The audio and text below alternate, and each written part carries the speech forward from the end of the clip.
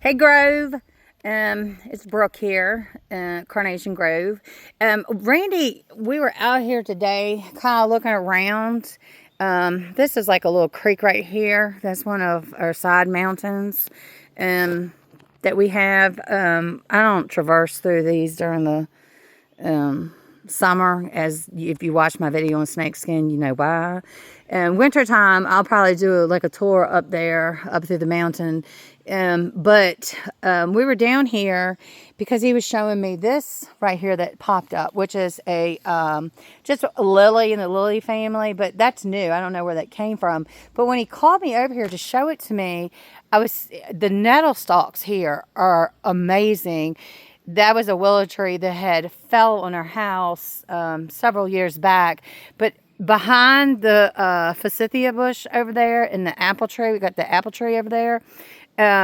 We had planted nettle as like a protector or guide, or, you know, a border protection. So if somebody tried to cross, they would get ate up with the stinging nettle. It has, I mean, in the last several, 4, 5, 6 years or whatever, 5 years, whatever it's been that we planted it, it has gotten crazy. And look, it's right here too. I'm not going to come, like I've showed you in other videos. Look, that's Randy's baby girl. I ain't getting up in it. He'll be harvesting that.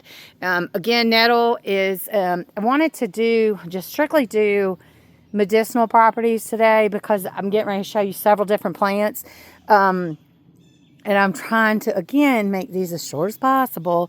And I got nettle all over this floor, and ground, I should say. And I'm barefoot. I always walk barefooted. But this nettle, she has, I mean, the seeds, this is seeds. When I say nettle is in the mint family, and it multiplies like ain't nobody's business. I will have to say also, for some reason, this entire bank here will be full of jewelweed every single year. I don't know if I cussed her out the last several years. She said, fuck you, I ain't showing up. She showed up in a lot of places, but normally this entire creek all along here, all the way up, is full of jewelweed. And for whatever reason this year, she's like not showing up. A vehicle's getting ready to come by. Hold on a second. I'm in my pajamas, y'all. But anyway, when I came out here and I was looking to see what the plant, it was like, there's this plant, this flower, I saw all this nettle, and then I saw, before I go to what main reason I came out here, because I was going to do one, anyway, let me just say this. So nettle, as we've talked about before, nettle is one of the plants, it's in the mint family. It comes up, one of the first things that comes up in spring. And people back in the day, because it has loaded with vitamins and nutrients and protein and it's superfood, people would go out when spring would spring, they would come out. And why this road is never busy, and why is all these cars coming in? I'm in my fucking pajamas. Embarrassing. Anyway, I digress. Back to the point. Nettle is a superfood, and back in the day, nettle used to, people would harvest nettle in the early spring because it has so much nutrients and proteins and vitamins and stuff. It's considered superfood. Now, let me back up and say this. If you pay attention to, I'm really trying to get over here, but I just don't want to step on nettle or a potential snake.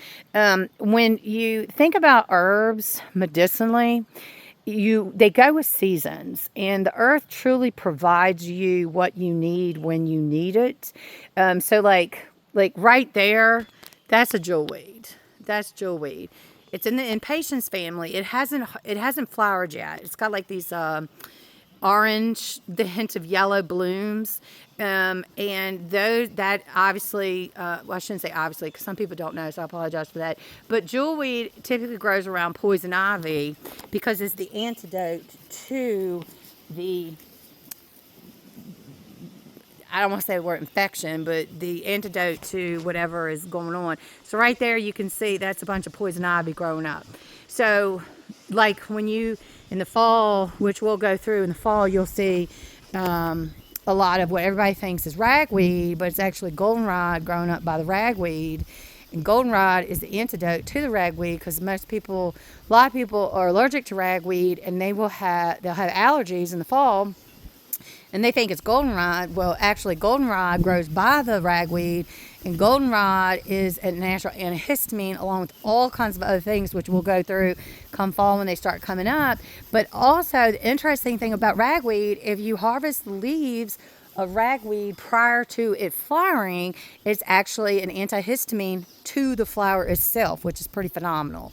But I digress. Nettle. Nettle is an actual natural antihistamine, protein, vitamin, superfood, all that stuff. So think about this. You're in the winter. Just imagine you're in the winter and you're back in the day. Like let's get out of like the year 2026. Let's go back 100 years ago, okay? Because penicillin, I think it was like 1906 or something like that, was when the first pharmaceutical was actually invented, quote, quote.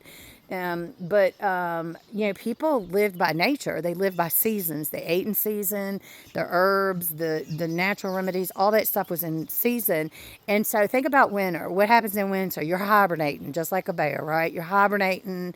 You're eating like, if you were lucky enough to have a garden back in the day and have like wheat and the bread and, if you're lucky to have like butternut squash and like the winter squashes and stuff like that.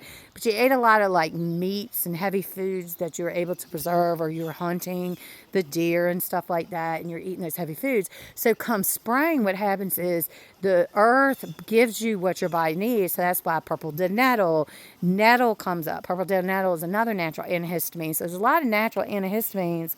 Y'all, I'm hearing shit.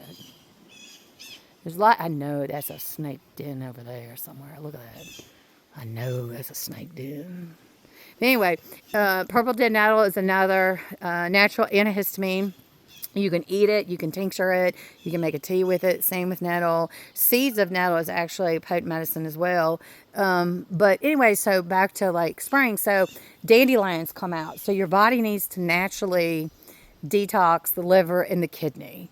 Your body is starting to awaken, just like the earth is starting to wake. So the earth provides, and I'm going to show you several things in my driveway that's just grown wild. But the earth just produces what your body needs to clean out the liver, clean out the kidneys, the lymphatic system, get your blood going, get the nutrients back, because you've been hibernating. The days are shorter, it's cold, you're not as active. But then as spring and summer hits, you're more alive, more vital. So you're eating a lot of cucumbers, if you're eating by season. Cucumbers, the watermelon, squash, zucchini, like water-based foods that help hydrate you at a cellular level. So a lot of people will drink water and a lot of water, and they don't understand why they're still dehydrated, and because your body can only absorb a certain amount of water to where your body needs to absorb it at a cellular level. And that's where the fruit and vegetables, celery, it's a spring and a fall. You're going into the spring, you're trying to hydrate, get your body hydrated for the summer.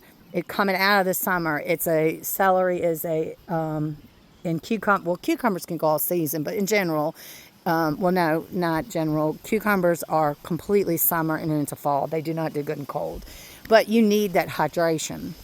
So my brain will go in 1,000 places. So you have to hydrate your body at a cellular level. That's why eating like in season and fruits and vegetables are so important, to get that water at a cellular level.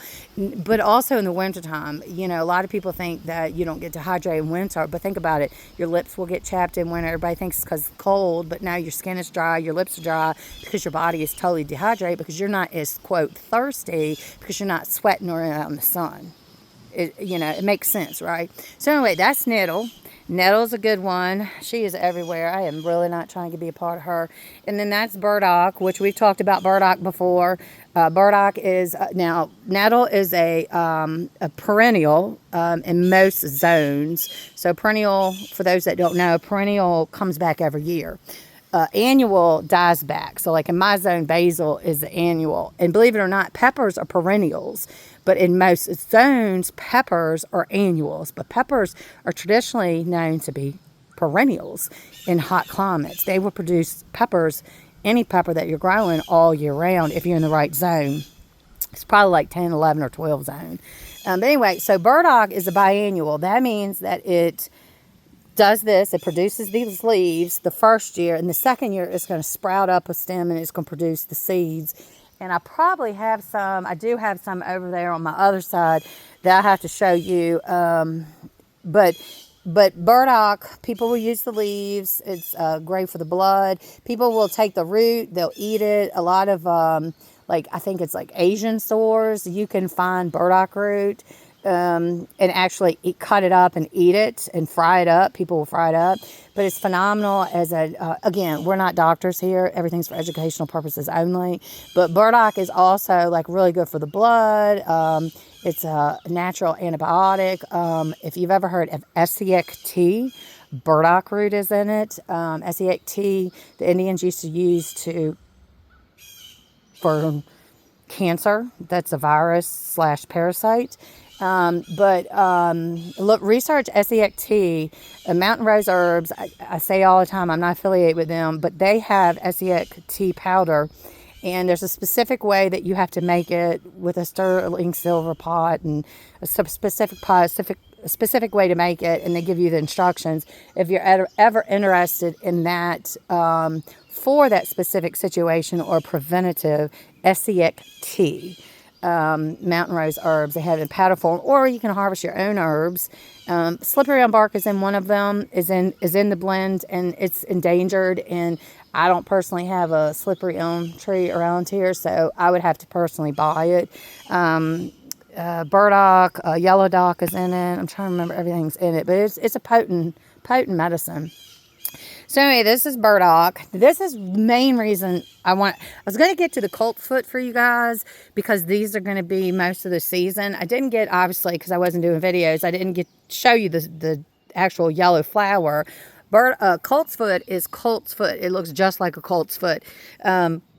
For whatever reason, I guess people who are very new, they get dandelion and Coltsfoot flower mixed up, which I promise you, once you learn to ID certain things, you'll be like, there's no way, how in the world did anybody get this mixed up? But Coltsfoot, the flower as well as the leaf, is traditionally known to be a phenomenal lung support aid. Phenomenal. Of course, I always tell you guys, research and do your own research. And if you're on any kind of medication or whatnot, consult your doctor. But Coltsfoot, I have it like in a honey fusion with garlic and onions. I have it dried. People will add that to smoke blends, like with mullein, lobella, different things like that for lung support and relaxation. But Coltsfoot is phenomenal. Coltsfoot, I haven't seen many Coltsfoot, they're called colonies. And as you can see all through here, it is loaded down and it goes all the way up that mountain, Coltsfoot. It's all over. We have black cohosh in there too, and different things. But Coltsfoot actually grows in what they call a colony. And this is going to be a medicinal video, not a magical, because it's too many things I wanted to show you, and it's already at 13 minutes and 9 seconds. But anyway, so Coltsfoot is fantastic to harvest leaves. You can make a tincture, you can smoke it, you can make a tea with it, you can mix it with other lung support herbs. But if Coltsfoot is a strong medicine. But this is what I was coming here. When I saw this, I was like, oh shit, bitch. I have so much Cleaver tincture because it's not something that you take all the time. It's more of a, for my household, we do a spring cleansing for the lymphatic system, and it's called Cleavers. And this is completely gone to seed, which I will come out here and try. God, I'm so nervous to step on any nettle and get bit. So Cleavers, how you get, if you can, you see how that, like, it literally sticks to you. That's a huge identifier of Cleavers. It literally sticks to you. Well, if I was in my PJs, I would show you on my clothes how it sticks to you. But it literally sticks to you. So Cleaver, this is all come to seed. I didn't harvest any of this year. I have it in several places, but I didn't harvest any of it because I have so much Cleaver tincture. And I used to go around, a lot of times I'll go around and just eat the Cleavers before they go to seed. But Cleavers, the medicine dies within let's just say 20 minutes. I don't know how the exact time, but the medicine of Cleavers dies when you harvest it. But this is one of the absolute most potent lymphatic cleanses you can ever put in your body, ever. This is something that everybody should eat, take. Make that medicine in the spring. You know, we're in July now, so everything's gone to seed, so I would never harvest this for medicine. But I'll let it go to seed, and I will harvest the seeds specifically just to plant it in different places, because I'm all about having medicine, the same medicine in different places to ensure that you get, in case something happens to one spot, you have multiple spots. But Cleavers, guys, really research Cleavers, lymphatic cleanse, and see how it literally just sticks. Hence the name Cleavers. It just sticks. So anyway, guys, look at that. It just sticks to you, sticks to your clothes. Cleavers, amazing herb. If you can grow it, if you have it and you can forage around your property, get it, because Cleavers is phenomenal for your lymphatic system. And your lymphatic system is very important to rid your body of toxins. That's huge. That is a huge thing. The toxins, the free radicals, all the mess that creates, you know, the unhealthy parasites and viruses like cancer in the body, which I'm not a doctor. I'm not, all this educational purposes only. Please do your own research. But I'm just here to kind of guide you. But Cleavers. And Cleavers. Again, it has to be fresh. You can find it even at Mountain Rose. It would be more for a magical use. I would never, ever waste my time using a dry cleaver for any medicine. It's literally a waste. Just like a lot of vitamins, unless they're really super good vitamins, unless you have a super healthy gut and stomach, your body is not going to absorb vitamins like you think it is. Most of us, especially the way that the world is, our guts are kind of messed up. So it's almost like you're just shitting out the vitamins. It's almost a waste of money. That's why tinctures are so good, because they're in your blood system in 30 seconds. Essential oils are in your blood system in 20 seconds, and every cell in the body in 20 minutes. And smoking goes straight into the blood system, no different than smoking cannabis or a cigarette. But I digress on those things. Cleavers. This is what I wanted. I wanted to show you her. She is beautiful. She's beautiful. She has other properties, but I really focus on the lymphatic because she's such a potent lymphatic cleanse. And here's some more jewelweed that's popping up. I mean, she's coming, but I have so much jewelweed in a tincture and salves and stuff like that. I stay the hell away from poison ivy. And that for me, there's other things that work better than jewelweed, but some people swear by it. But anyway, so I just wanted to kind of go. I want to talk to you about the nettle and the burdock and the cleavers and the Coltsfoot. And there's so many things I want to show you guys, and I really hope I can get to a lot of it before the season is over. But, you know, I also kind of chill and relax too. So, but love you guys. Have a beautiful, fantastic Thursday. Today is Thursday. You guys are one day away from the weekend. So I hope everybody's day is absolutely fantastic. See y'all.